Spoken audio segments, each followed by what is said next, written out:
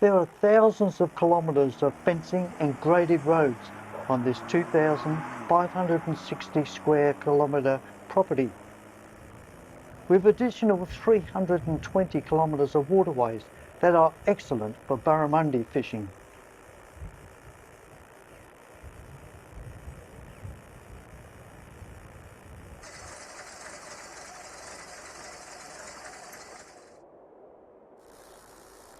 "18 kilometres southwest of Burketown is the Nicholson River. On the other side is Escott Barramundi Lodge.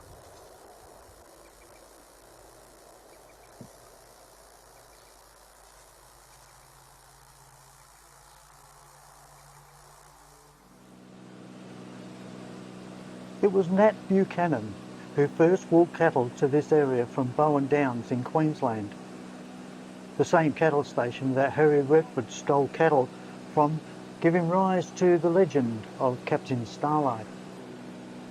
The property was originally established in 1864 and is now a fully operational cattle station. In 1869, the property was named Escott. That name derived from the original owners, English, Scottish, Australian Pastoral Company. In 1979, Escott was run by Len Stolk and family.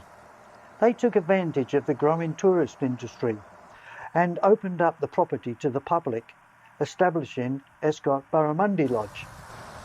This homestead was built for Ted and Grace Gleason in the mid-1960s. The dish on top of the house is used for the radio telephone.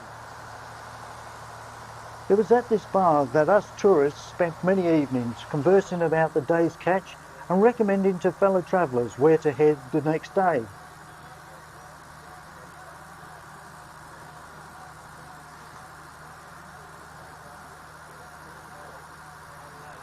It's a family-run business, and the station children have a few free-range pets, including this baby crocodile, which I can report has very sharp needle-like teeth that I discovered when I put my finger too close to the reptile.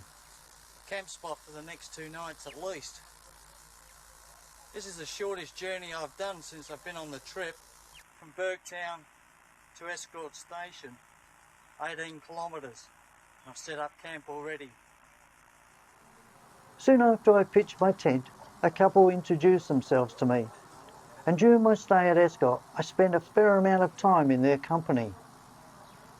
An added bonus, their itinerary for the next week coincided with mine, so I was able to take full advantage of their footage, which you will see occasionally in the following series of my golf videos.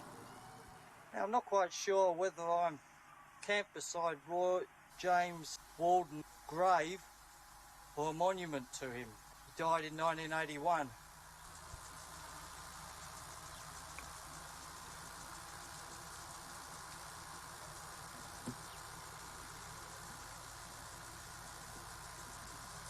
Looking towards the caravan park and camping area.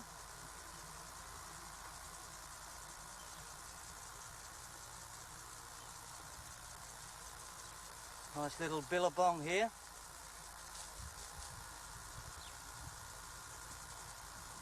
Don't really know the significance of the fence at the top of it though. Yes, I do. Scared the life out of me, this thing did.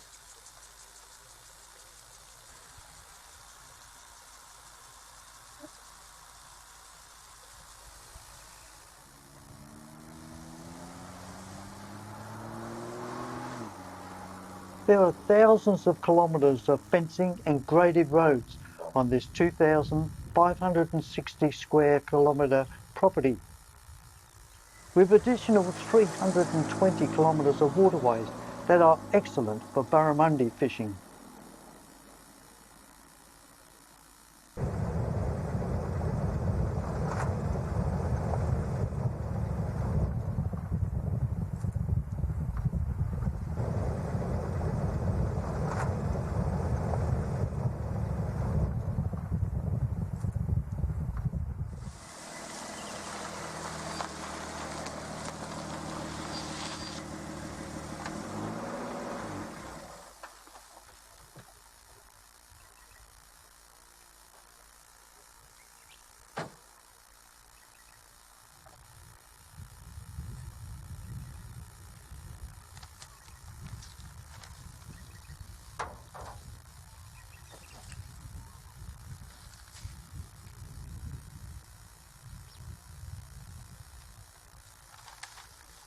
far as I can make out, this must be Gin Arm Crossing. It's the only crossing around this way that I've been able to find so far.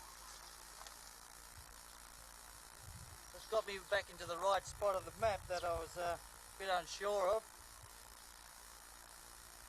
There's little point in actually crossing this particular part of the Gin Arm Creek, because there's no entry on the other side. Just give me a rough idea where I am anyway. The amount of bull dust in this particular area is starting to get quite concerned. Tracks are pretty rough on this spot.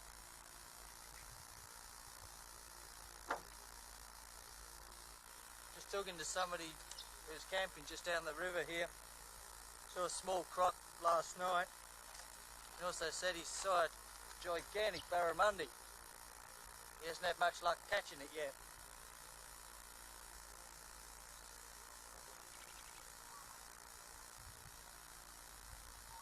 I think I'll head back.